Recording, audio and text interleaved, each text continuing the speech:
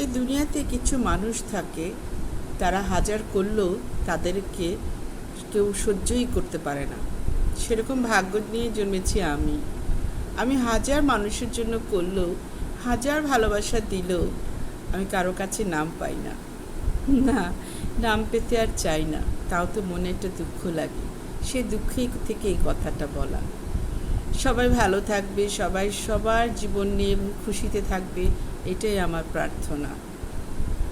আমি নিজের জন্য কিছু চাই না, নিজের জন্য চাওয়া আমার মন থেকে চায় না। আমি শুধু চাই জগতের সবাই ভালো থাকুক। এখন বর্তমানে যে পরিস্থিতি চলছে, মুখ ফুটে অনেক কিছু বলতে পারি না, তবে একটা কথা বলবো, স্বাধীন মানে স্বাধীন। সেই স্বাধীন দেশে সবার অধিকার আছে, সবার কথা বলার, মন্তব্য দেওয়ার, বক্তব্য দেওয়ার। অন্যায় কিন্তু যেই করুক না কেন, তার বিরুদ্ধে কথা বলার অধিকার সবার থাকে।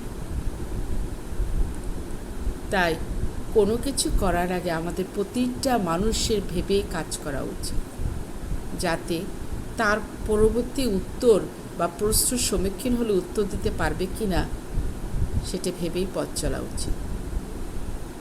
এটা মাথায় রাখা উচিত।